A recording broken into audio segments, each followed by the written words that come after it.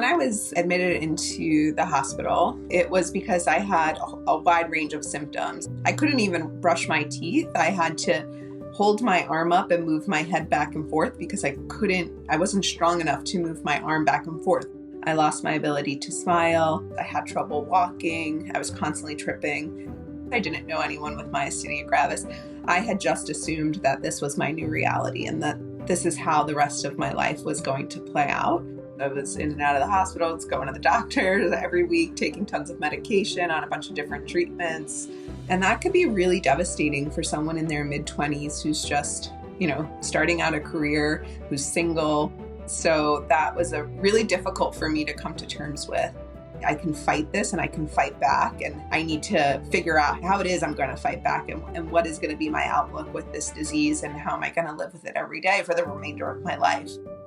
Being a 20-something-year-old with this disease is not easy, but, I had a lot of plans for myself. And that really was the start of the craziness that is MG and everything that comes along with it. My symptoms progressed pretty severely. Doctors that I've seen have said that I've had one of the most serious and aggressive cases they've seen of MG.